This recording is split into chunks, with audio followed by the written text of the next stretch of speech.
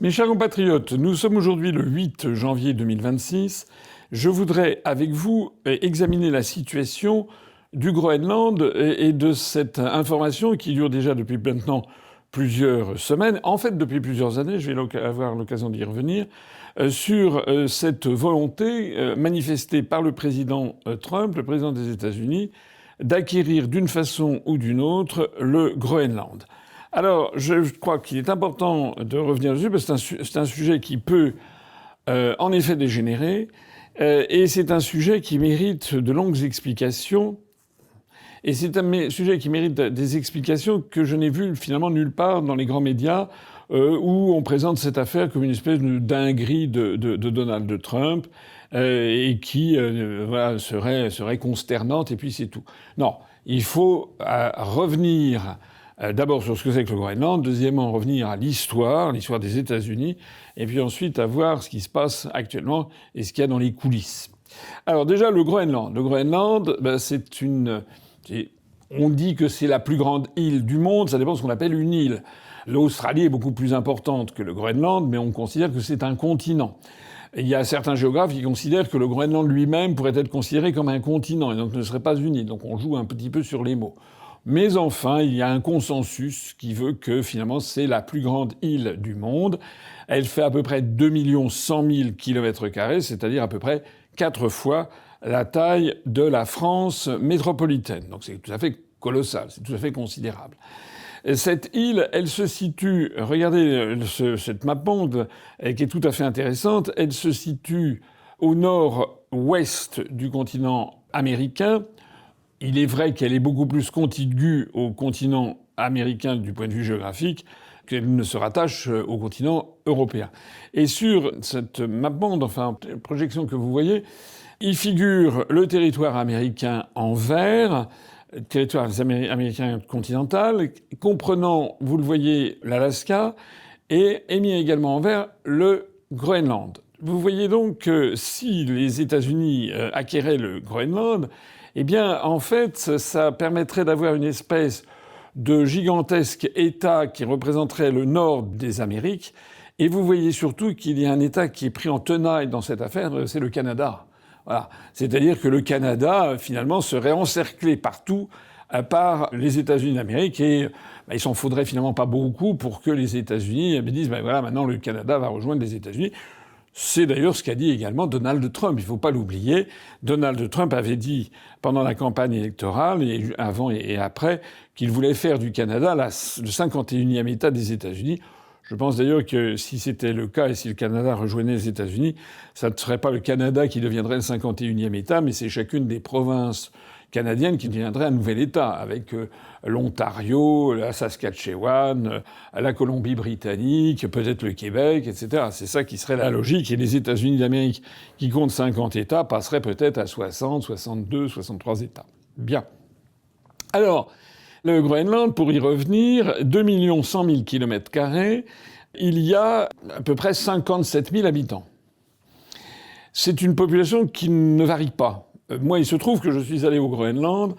C'était quelques semaines avant de sortir de l'ENA en 1985, dans le cadre d'un cours sur longue période qui portait notamment sur le droit de la mer et sur la géopolitique des espaces maritimes.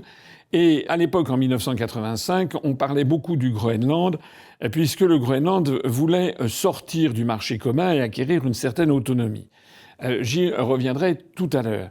Mais quand je suis allé au Groenland, c'était en février 1985, eh bien, il y avait déjà 58 000 habitants, 59 000 habitants. Donc depuis 1985 jusqu'à 2025, c'est-à-dire en 40 ans, la population est restée tout à fait identique à elle-même. C'est une population qui vit dans des conditions quand même très austères. La situation s'est quand même améliorée, mais ce sont des populations qui sont à plus de 90%, ce que jadis on appelait esquimaux, mais que maintenant on n'ose plus appeler esquimaux parce que c'est péjoratif, ça veut dire mangeur de viande crue. Et maintenant on appelle ces populations relevant de l'ethnie inuit, les Inuits avec différentes variétés parmi les Inuits que l'on trouve aussi bien au Groenland qu'au nord Canada, qu'au nord de l'Alaska, mais aussi au nord dans les zones de l'Arctique de la Russie, Donc tout autour de l'océan glacial arctique, on trouve ces populations. Et ces populations vivaient dans un grand dénuement et parfois un peu dans une misère intellectuelle et sociale. À l'époque, que je me rappelle quand j'étais allé au Groenland, dans le cadre de notre voyage d'études de l'ENA, on expliquait, j'avais regardé un certain nombre de documents officiels, il y avait, excusez du détail, mais il y avait 58 000 habitants et il y avait à peu près 80 000 cas de MST, de syphilis ou de blénorragie, diagnostiqués et soignés par an. Alors, je ne sais pas si vous vous rendez compte, pour une population de 50 et quelques mille, ça veut dire que si vous enlevez les personnes âgées et puis les bébés et les enfants, ça veut dire que la population adulte avait été soignée 2 fois par an pour une maladie sexuellement transmissible. Ce qui montre un petit peu l'état de dénuement de cette population, de misère sociale, comme je dis, de misère économique. Ça s'est quand même amélioré depuis lors. Mais enfin, c'est quand même une population qui est très faible, puisque imaginez 58 000 habitants sur 4 fois la superficie de la France. Le Groenland a cette particularité dans le monde d'être le plus grand espace avec la plus faible densité mondiale. C'est une densité qui est encore plus faible qu'en Australie, avec une densité de 0,028 habitants au kilomètre carré. Donc c'est vraiment un territoire entièrement vide. Et évidemment, c'est un territoire vide d'hommes, avec très peu de population, considérable, et qui a une position géostratégique qui est quand même importante. Et il suffit que vous preniez une map monde, un globe terrestre, vous verrez que le Groenland se situe sur ce que l'on appelle la ligne orthodromique, c'est-à-dire la ligne la plus rapide, entre, par exemple, Los Angeles et Moscou. Si vous tracez une ligne avec un fil entre Moscou et Los Angeles, vous verrez que ça passe au-dessus du Groenland. Donc ça veut dire que le Groenland a une situation qui est, du point de vue balistique et du point de vue militaire, extrêmement importante. Bien entendu, on est aux confins de l'océan glacial arctique et on est sur le trajet des missiles balistiques intercontinentaux, par exemple, en cas de guerre thermonucléaire. D'où la nécessité de suivre cela.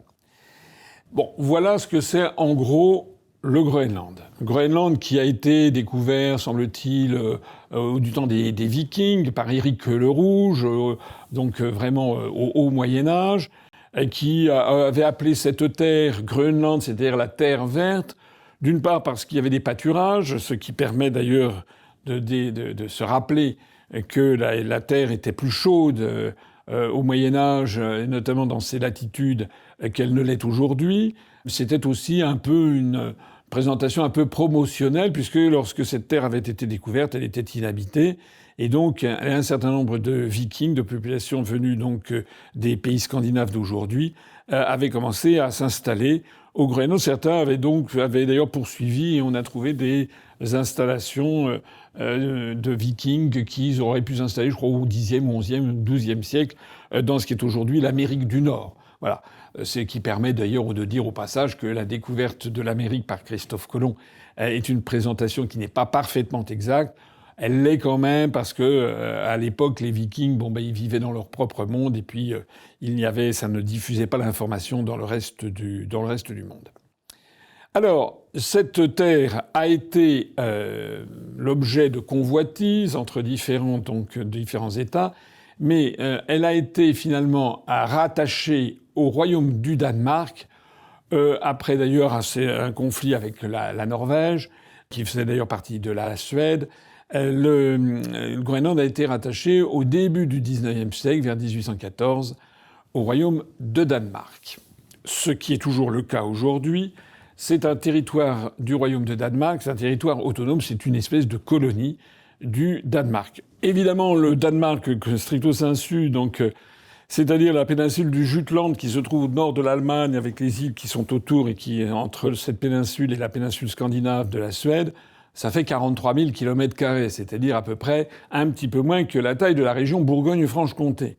Donc vous voyez que c'est un État, l'État du Danemark, où il y a cette petite péninsule où se masse l'essentiel de la population, qui fait 43 000 km². Il y a les îles Féroé et il y a le Groenland.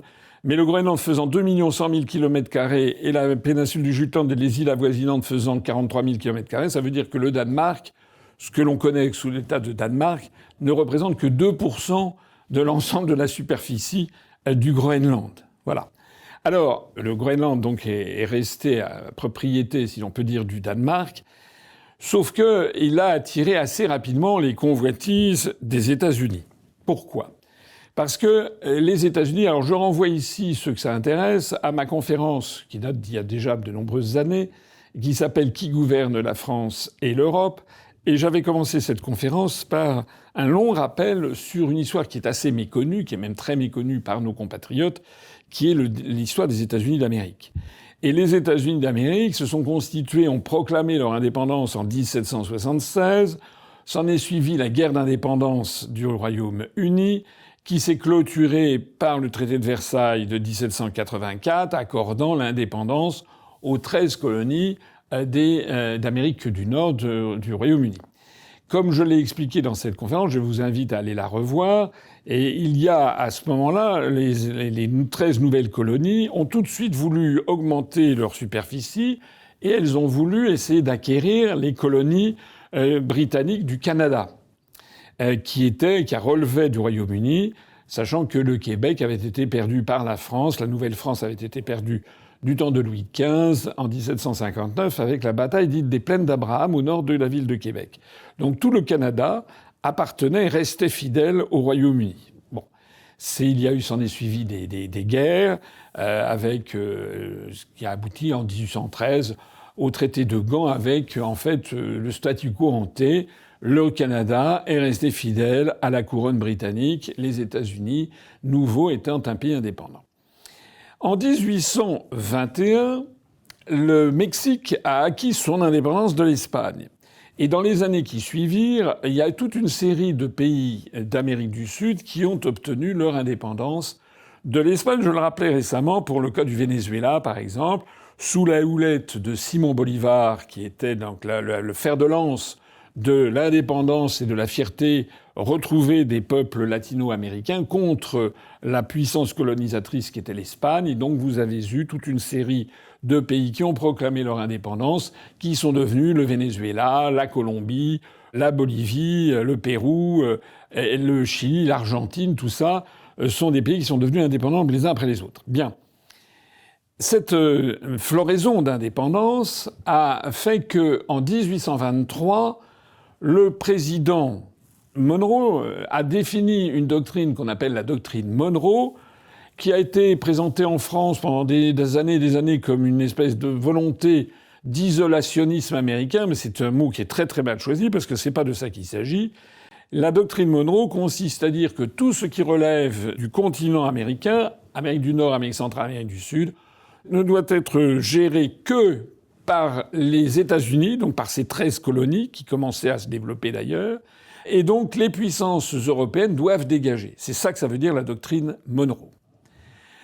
Et quelques années après, en 1845, c'est-à-dire donc 22 ans après, il y a une nouvelle doctrine qui est apparue d'un nouveau président des États-Unis, qui est le président Polk, dont j'ai parlé, vous le trouverez, j'ai fait aussi une vidéo sur la question, et qui est la doctrine dite de la destinée manifeste.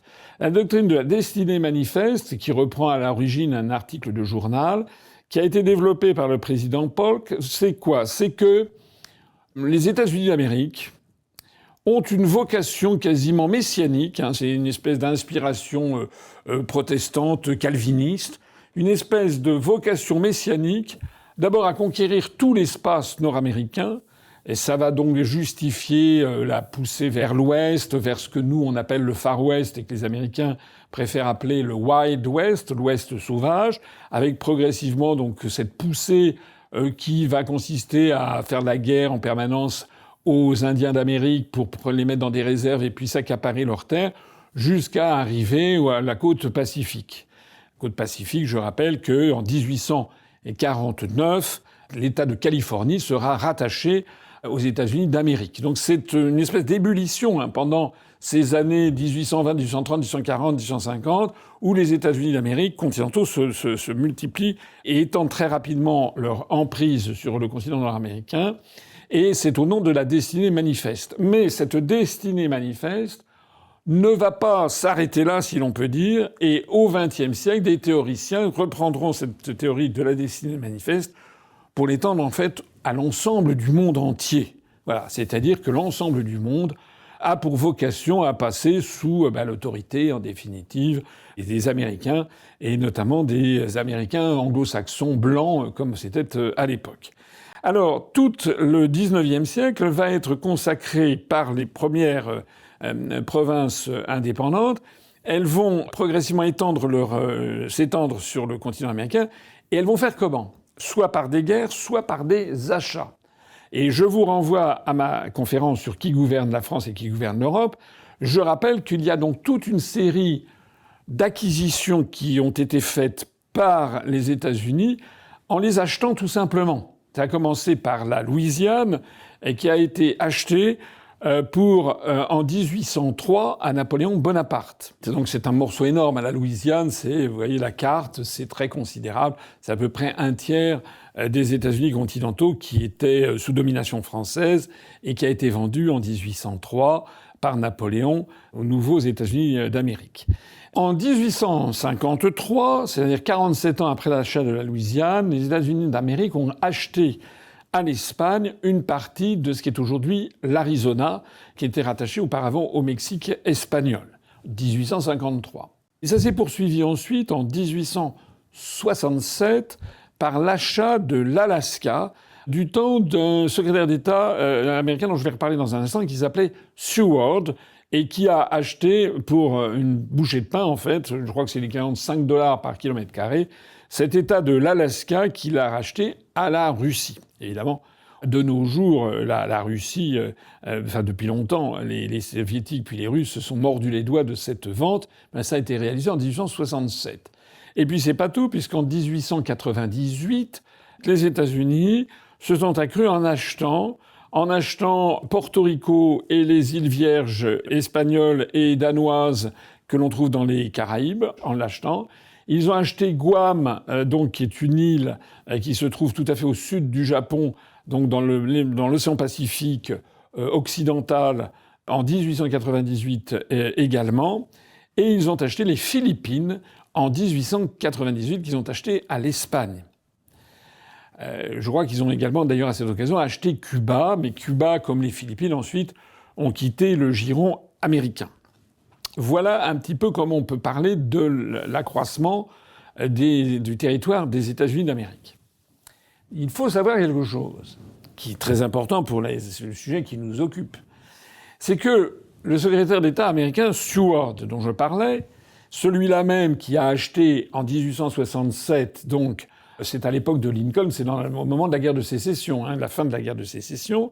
Celui-là même qui est parvenu à acheter ce qu'allait devenir l'État de l'Alaska, mais qui n'est devenu un État qu'en 1959, mais qui a été une possession américaine à partir de 1867, celui-là même qui a acheté ça avait jeté son dévolu sur le Groenland.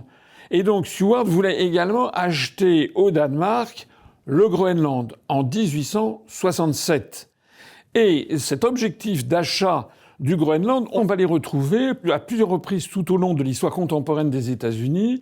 En 1910, il y a une nouvelle proposition qui va être faite. Puis après la Seconde Guerre mondiale, avec le secrétaire d'État Burns qui va demander, celui des accords Bloom-Burns de 1946, vous savez, pour la France, les États-Unis ont demandé, obtenu de diffuser des films américains en France. Le même secrétaire d'État Burns, en 1945, fait également des propositions d'achat du Groenland au Danemark. Et puis on remet ça encore sur le tapis en 1955, jusqu'à ce que ça réapparaisse en définitive, à l'époque tout à fait contemporaine, en 2019, puisque déjà Donald Trump en avait parlé en 2019, et puis maintenant en 2025. Tout ceci pour dire que cette idée d'acheter le Groenland, ou d'une façon ou d'une autre de le rattacher aux États-Unis d'Amérique, n'est pas aussi saugrenue que les présentent les médias français. Au contraire, elle se rattache à une solide tradition historique et volonté historique qui remonte à maintenant, donc depuis plus d'un siècle. On peut faire dater cette volonté de racheter, même 150 ans, depuis 1867, ça fait 170 ans qu'on a cette volonté des États-Unis d'acheter le Groenland, ou de se le procurer d'une façon ou d'une autre. Donc ça, c'est un point important. Les médias présentent Trump comme quelqu'un d'un peu dérangé du ciboulot. Il est vrai qu'il est fantasque, il est vrai, etc. Il n'en demeure pas moins qu'il inscrit sa volonté dans une tradition tout à fait documentée qui date de 170 ans des États-Unis d'Amérique, de mettre la main sur le Groenland. Alors maintenant, parlons de l'époque contemporaine. Je vous ai dit que j'étais allé moi-même au Groenland en 1985, là, quelques semaines avant que je sorte de l'École nationale d'administration. On y est allé avec quelques étudiants. On avait été reçus à Copenhague, notamment par l'ambassadeur de France à l'époque, qui était François-Régis Bastide, qui était un proche de François Mitterrand. Et puis on avait été également reçus au ministère des Affaires étrangères du Danemark. Et le voyage que nous avions effectué ensuite au Groenland, à partir de Copenhague, nous avions été cornaqués justement par un haut fonctionnaire du ministère des Affaires étrangères danois qui s'interrogeait sur le pourquoi est-ce que nous faisions ce déplacement. Parce qu'au début 1985, nous sommes en 1985, on est à la fin de l'ère Tchernenko en Union soviétique. Le 11 mars 1985, il y a Mikhaïl Gorbatchev qui arrive au pouvoir à Moscou, à la tête du Kremlin, et qui était le patron du KGB et qui avait 58 ans, donc qui était très jeune par rapport aux gérontes auxquels il succédait. Et l'Occident entier était très inquiet de cet homme qui paraissait très dynamique. Évidemment, l'histoire a tourné d'une façon tout à fait différente. En fait, il a été le fossoyeur de l'URSS, mais lorsqu'il est arrivé au pouvoir en 1985, beaucoup de gens craignaient cet homme dynamique, intelligent, à la tête du KGB, et pensaient qu'il allait reprendre en main de façon vigoureuse l'URSS.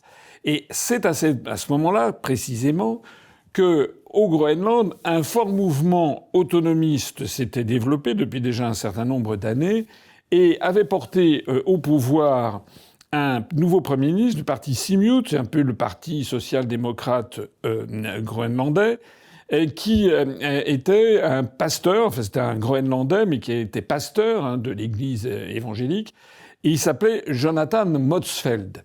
Et ce gouvernement local avait négocié et obtenu une autonomie croissante de la part de la mère patrie, de la part du Danemark, un petit peu comme la France a accordé, le gouvernement français, au cours des décennies écoulées, a accordé une autonomie croissante aux autorités à Tahiti ou bien en Nouvelle-Calédonie. Voilà. C'est exactement la même chose. Donc le Danemark a accordé une autonomie croissante au Groenland. Et en 1985, d'une part, le mouvement autonomiste commençait à se transformer quasiment en mouvement indépendantiste. Il avait demandé et obtenu de mettre pavoisé avec un nouveau drapeau, le drapeau du Groenland, que vous voyez dans mon dos. Vous savez que le drapeau du Danemark est un drapeau rouge et blanc avec une croix blanche. La croix qui est positionnée, comme sur tous les drapeaux scandinaves, on l'appelle la croix de Saint-Olaf. On retrouve cette forme de croix plus longue que haute et basculée, si l'on peut dire, à l'horizontale. On la retrouve sur le drapeau du Danemark, mais aussi sur le drapeau de l'Islande, de la Norvège, de la Suède et de la Finlande. C'est un peu la marque des pays scandinaves. Et à l'époque, en 1985, le gouvernement autonome groenlandais définit un nouveau drapeau qui est assez joli d'ailleurs, qui reprend le rouge et le blanc du drapeau danois, mais avec cette espèce d'hémisphère rouge et blanc alterné avec une boule qui représente le soleil sur un horizon.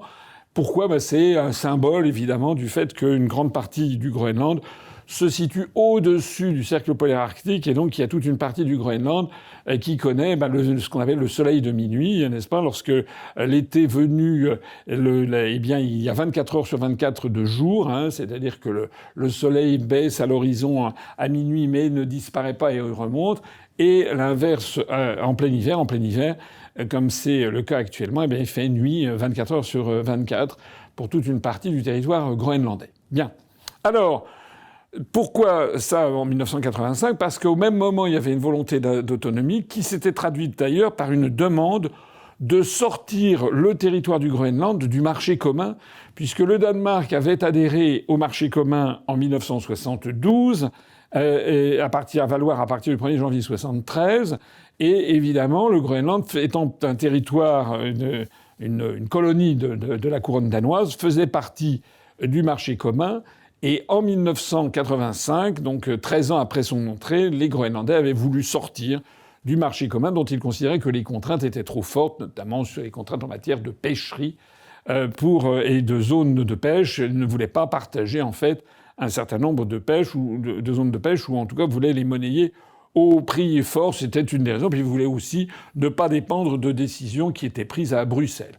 Voilà, je le signale au passage parce que ça veut dire qu'on peut très bien sortir de la construction européenne. Le Groenland est un autre exemple parmi d'autres, hein, de même que j'ai expliqué que l'Algérie faisait partie du marché commun en 1957 et en était sortie, je crois, formellement en 1964, après l'indépendance de l'Algérie. Et évidemment, tous ces mouvements étaient suivis de très près aux États-Unis d'Amérique parce que l'on craignait que derrière ce pasteur Jonathan Motzfeldt et derrière ce parti social-démocrate, il y ait en fait des ingérences étrangères, que ce soit Moscou et l'Union soviétique qui agissent en sous-main, et qu'en fait c'était un risque de menace en matière justement de protection de sécurité militaire. Les choses ont tourné autrement. Le pasteur Jonathan Motzfeldt, moi je l'avais rencontré, nous l'avions rencontré, il nous avait reçus, pour la petite histoire, dans l'ancienne ville de Gotthard, c'est-à-dire le port de Dieu, avait été rebaptisé Nuuk. D'ailleurs, les Groenlandais eux-mêmes, c'est-à-dire les Inuits, puisqu'il y a plus de 90 ou 92% de la population qui est Inuit, hein, d'ethnie, le reste ce sont des Occidentaux, des Européens, essentiellement des Danois, où il y a aussi des Islandais. Mais donc, plus de 90% de la population est Inuit. Et donc, son langage, c'est un langage qui se rattache aux langues Inuit. Donc, eux, ils l'appellent dans leur langue, c'est pas Groenland, mais c'est Kalaallit Nunaat. Ce qui veut dire, Kalaallit, c'est une des ethnies Inuit, et Nunaat, ça veut dire la nation, donc le pays des Kalaallit. En réalité, l'autonomie a été prononcée, le Groenland est sorti en effet du marché commun, mais ça n'est pas allé au-delà, puisque d'ailleurs le pasteur Jonathan Motzfeldt, qui nous avait reçus, qui nous avait d'ailleurs servi un déjeuner mémorable, où nous avions mangé des choses qui étaient, à vrai dire, un petit peu, qui n'étaient pas très très appétissantes. Il y avait de la viande de phoque en daube, et il y avait de la peau de cachalot qui ressemblait à une espèce de, je ne sais pas, d'abat de porc gélatineux qui était en fait assez répugnant. Et il y avait aussi des morceaux de viande de renne séchée. Voilà. C'était un menu traditionnel inuit. Bon, ça valait le coup d'être vu, mais disons que je n'en ferai pas tous mes repas. On avait été gentiment reçus, mais enfin, ce qui nous avait frappé, c'était que c'est un pays tout petit. Vous imaginez 58 000 personnes sur une pareille étendue. Donc la capitale, Gotthard, rebaptisée donc Nuuk, il y avait 3-4 rues, quoi, c'était tout. Et le Premier ministre, qui était un pasteur évangélique par ailleurs, nous avait reçus, il était en sabots, il avait les pieds nus dans les sabots alors qu'il faisait moins 20 degrés. Nous y étions allés au mois de février 1985. En définitive, d'ailleurs, il a ensuite quitté le pouvoir parce qu'il faisait des crises d'alcoolisme profond. C'était un alcoolique, voilà. Parce qu'il y a non seulement il y avait parmi les ravages qu'il y avait au Groenland à cette époque, il y avait les maladies vénériennes et il y avait l'alcoolisme. Alors, ce qu'il faut savoir, c'est que les Américains suivaient toute cette affaire, mais le suivaient quand même avec une certaine sérénité. Pourquoi ? Parce que depuis la Seconde Guerre mondiale, donc depuis 1945, ils se sont installés tout à fait au nord de l'île du Groenland, dans une base militaire qui s'appelle Thule, qui est un nom historique bien sûr, et qui a été rebaptisée maintenant avec un mot inuit qui est la base de Pituffik. Donc les Américains sont déjà présents sur place au Groenland et garantissent déjà la sécurité. Ce qui d'ailleurs au passage, ce propos que je tiens là est très important parce que l'argument actuellement avancé par Trump et les gens qui sont autour de lui, selon lequel il faudrait mettre la main sur le Groenland pour assurer la protection des États-Unis, c'est un argument éculé qui était déjà avancé en 1867 par le secrétaire d'État de l'époque Seward, mais qui en fait tombe de lui-même parce que d'ores et déjà le Groenland est sous la protection des États-Unis par leur base militaire de Pituffik. Alors, on en arrive maintenant à la période la plus contemporaine. La période la plus contemporaine, et là je me sers d'informations qui ont été dévoilées par 2 journalistes dans un ouvrage qui s'appelle The Divider, concernant au sujet de Trump, qui a paru en 2017, et puis par ailleurs d'articles de journaux qui sortent en ce moment au Danemark et dans le monde scandinave, dont on ne parle absolument pas en France, puisque les Français, aucun journaliste ne fait son devoir, son travail. On a l'impression d'ailleurs que les responsables politiques, personne n'examine ça d'un petit peu près, tout le monde s'en fiche, alors que c'est quand même des sujets très importants.